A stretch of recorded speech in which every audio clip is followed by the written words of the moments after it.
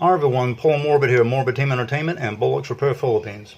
So, continuing with my experimental horror film, and especially after the first of the year, going to continue with it really strongly. I've got some vintage Fujichrome R25 here. This stuff right here, this color film will make everything, such as the reds, blood red, and the other colors really stand out and bold. Okay? So, what I've done here with my camera, the Fujica Single 8 ZC1000, is I've went through and really cleaned the film compartment. Make sure the pressure plate's doing well. Okay. And I'm going to install the R25 and make sure these pins right here don't get stuck in the meantime, because it's had RT200 in it for a while, so sometimes that gives me an issue. So I'll show you what I'm talking about, if it hangs up or not.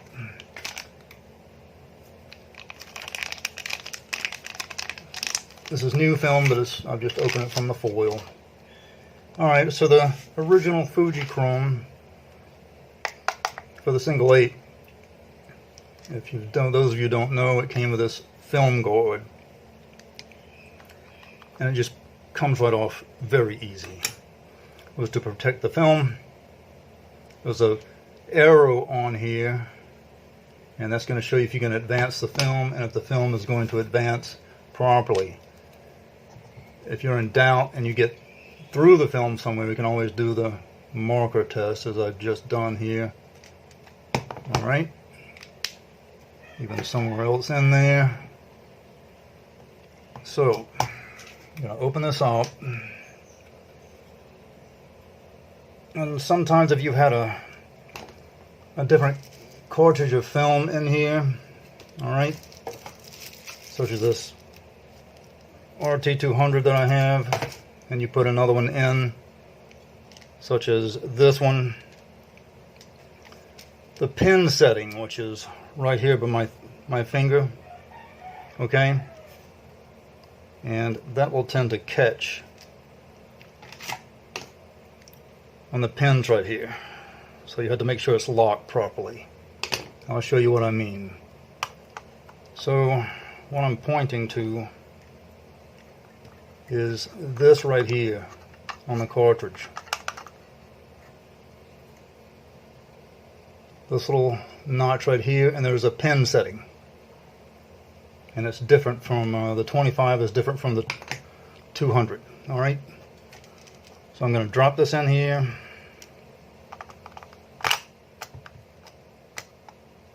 Okay, that should be good. Now let's see if the door closes. Now if the door does not close completely properly, just move the film cartridge around a bit and it'll do so. Alright? So we're done with that. It's in there, ready to go. Alright? So now we're going to advance the film through the camera. Okay, and before I advance that film through the camera, I always check stuff all the time, like the film compartment, okay, to make sure there's no corrosion, rust, anything like that, and I'm doing good here. I always want to check that. Inside the battery compartment, everything, all the time. Okay, so I've got it set on F for forward. It's set up to lock. I want to set it to run, and you can hear an initialization, okay? And you'll hear that electronic initialization in it. That means everything's ready.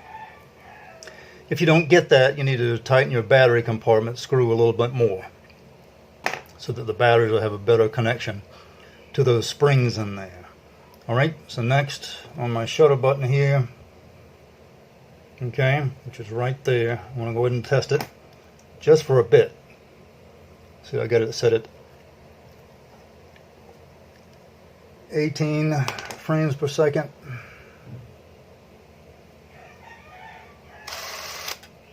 That should be good enough. Okay, so now I'm going to flip this around, and I'm going to check the film. See how well it advanced. Am I going to expose a little bit of the film? Yes. But I'm not worried about that. It's only going to be a few seconds at best, and I want to make sure everything works because nothing but leader is going to go on the front of this. So, let's take a look. And yes, the film advanced. And that's what I want. The arrow is gone, the green marking of the marker is gone, that type of deal.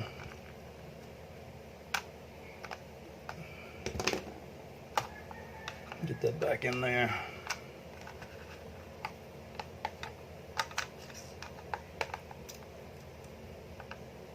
I'll take care of that in a moment.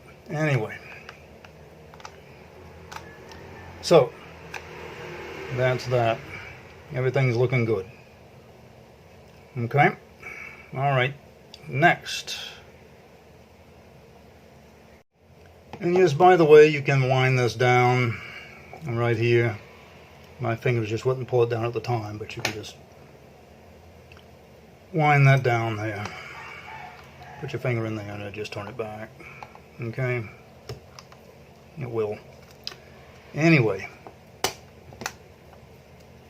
Put a marking right here. Maybe a little bit of S for start if it makes any bit of a difference. Get that piece of lint off of there and I'm ready to go. Okay. Again, the pin setting is right here. So this is R25. You see the pin setting on it. Okay. It's a bit different, quite a bit different from the RT200. Alright. And again, here are your pins. And you can press down on these and they will move straight down. Okay? So you want to make sure when you put your cartridge in, if you're using two different film stocks, that they do go down. So if the door does not close, then that means the cartridge is not seated properly. Okay? So I'm going to put this in here.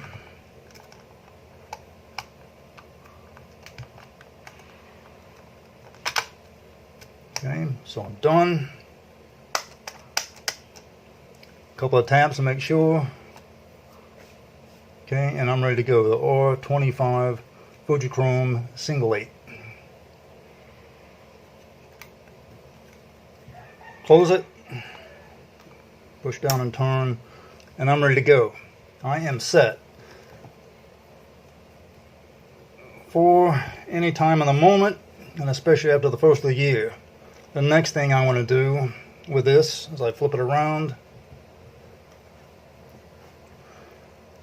is I want to go back here to lock. And I want to flip that on to lock. So now, where the shutter button is pressed, nothing will happen and it will save my film. Okay, here's the Fujichrome RT200 that I've been using. And we'll flip this over and you will notice yet again a different type of pen setting here. Okay? See the notch and the pen setting? There you are. So it's different. So what you want to do is, I'm going to put this into my camera here, and this is the Z800. Alright?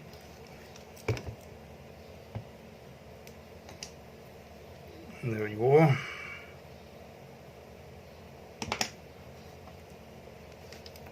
So,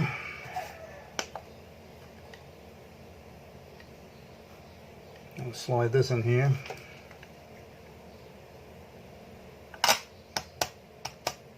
There we go.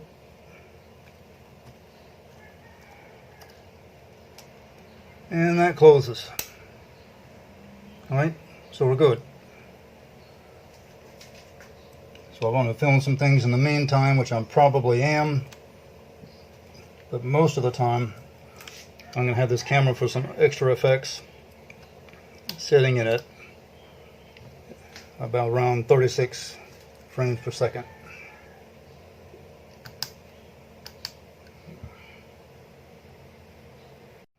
One thing I do want to share with you is if you do invest in some vintage Fuji single 8 Fujichrome, on the inside it will have these drying agent packets, and it has the odor of like burnt plastic.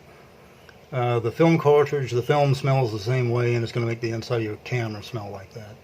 Okay? Okay, and although, as many of you probably know who visit my channel, I do prefer single 8 much more. But I still use Super 8. And really, I find, especially for film students, I even use it as the Canon 310 XL. It's a great camera for commuting because it's very light. Okay? You open it up, it only takes 2 batteries up here. You just drop in the cartridge right in there. I've got negative film. The only time I use negative film is when I'm doing something psychedelic, essentially, in my experimental film. So switch it over just like that, and it's extremely light. Okay? It's great for commuting. Got a lanyard on it. I actually add another lanyard to this and I hang it around my neck. Alright, and so there you go. Lens got a bit of a macro on it. It's not a terribly great camera, but it's a decent camera, especially if you're just starting out as well. But I use it commuting, I really do. And I find it great for those purposes, for some filmmaking. Okay? The only thing this camera is not, it's not a high quality camera. Don't drop it, whatever you do. If it breaks, there's a high chance it may not be worth getting repaired. You know, so do keep those things in mind. Okay? But a basic CLA is always advised. Okay? And that's it. Okay, so what I just did for my experimental horror film with my Fujica Z800, I just filmed this nasty window right here in this abandoned house. So we'll see how it turns out. It'll probably turn out really good. Alright? So as you can see, this is the type of place I'm in right now, this abandoned house. And yes, it's true. You have to be careful when you're going to enter a place like this. Okay? So student filmmakers, if you think you're going to find an abandoned house, be careful. You know, it can be dangerous in these type of places. Okay, so I got some really interesting footage of that window from my Z800 Fujica. So as we know, everything looks different on film, and then you have to manipulate the film. You know, painting on it and stuff like that, and those are the final touches. It takes a long time to make an experimental film, or any type of movie. It really does. So, got to get on those finishing touches later during editing and everything else. And doing editing by hand with a vintage viewer as well. So that is a good part of it, why I enjoy. Alright? Now as far as special sound effects, here's what I use. So what I've done is I had built a mini mic boom, as you may have seen before, and it goes to my Sony TCS 60. Am I correct? Been a while. TCS 60, yeah, that's it. Okay. And I just use a cassette tape with that. I can record anything I want, anywhere I want. And I've already collected some really interesting stuff on it. Special effects for sound and, you know, things like that. Things I've been looking for years, I've discovered. So that's a great feeling. This is what keeps me up late at nights, a lot of sleepless nights as well. And it's a pleasure to do so. Alright? So, there you have it. Continuing to work on this film, getting it going, enjoying every moment of it. Do contact me at my social media outlets provided on the screen, and remember, as always, do subscribe. Until next time, see ya!